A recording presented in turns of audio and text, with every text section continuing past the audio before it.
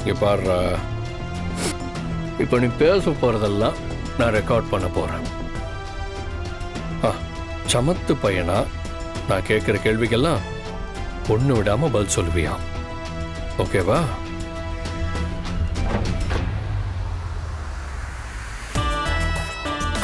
Super. சொல்லு சொல்லு சொல்லு. என்னை பற்றின ரகசியம் என்னெல்லாம் உனக்கு தெரியும்? சொல்றா.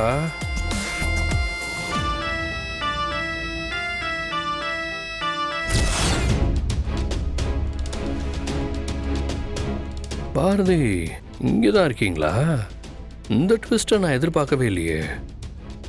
அப்போ நான் இவனை வேற மாதிரி விசாரிக்க வேண்டியிருக்கும். துரை, இப்போ நீ இப்படி வாயை மூடிட்டு இருக்கிறதுனால நான் உன்னை விட்டுட்டு போக போகிறதில்ல. பேசாமல் நான் கேட்குற கேள்விக்கு பதில் சொல்கிறது தான் உனக்கு இப்போ இருக்கிற ஒரே வழி.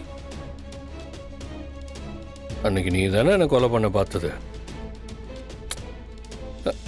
சொல்லு தர. இதுக்கப்புறம் நான் மறைச்சு என்ன பண்றது?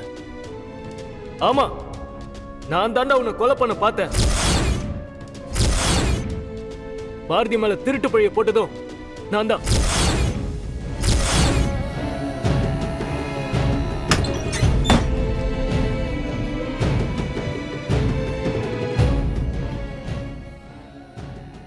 நான் இங்க இருக்கிறத ஆதி பார்த்தாருன்னா நான் ஆதி கிட்ட மாட்டிக்கிற மாதிரி ஆயிடும். ஆதி என்ன பாக்குறதுக்குள்ள நான் போயிடணும்.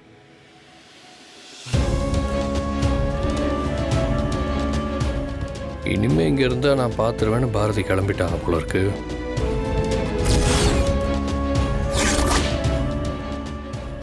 சரி சொல்ற, எதுக்காக இப்படி பண்ண? யார் ஒன்ன பண்ண சொன்னாங்க? ஏன்னா இதெல்லாம் நீ தனியா பண்ணிருப்பேன்னு என்னால நம்ப முடியல. என்னை யாரும் எதுவும் பண்ண சொல்லல. எனக்கு பாரதிய கல்யாணம் பண்ணிக்கணும்னு ஆசை. அதுக்காக தான் நான் இதெல்லாம் பண்ணேன். என்ன சொன்ன? பாரதிய கல்யாணம் பண்ணிக்கணுமா? ஆமா, அதுக்காக தான் நான் உன்னை கொலை பண்ண பார்த்தேன். பாரதி மேல பழிய சுமத்தி அந்த ஆபீஸ்ல இருந்து உன் வீட்டுல இருந்து வெளியே வர வச்சு நான் அவளை அடையணும்னு நினைச்சேன். இதுல மத்தவங்க சொல்லி நான் பண்றதுக்கு எதுவும் இல்ல. ராஸ்கல், உன்னை பார்த்தாலே எனக்கு அருவருப்பா இருக்குடா. அண்ணிங்கிறவங்க அம்மாக்கு சமண்டா. நீ என்னடானா இவ்வளவு அசிங்கமானவனா இருக்க?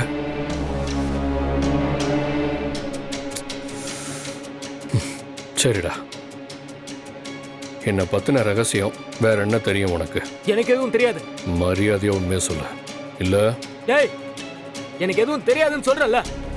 தெரியாத விஷயத்த சொல்லுனா என்னத சொல்றது?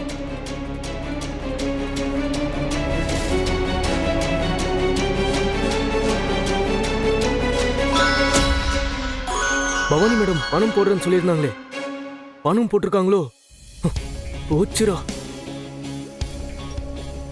5 லட்சம் ரூபா போனோமா? யாரு உனக்கு இவ்வளவு பணம் போடுறா? தப்பா இருக்கே. ஒரே நிமிஷம் ஃபோன் பேசிட்டு வந்துடுறேன். இரு.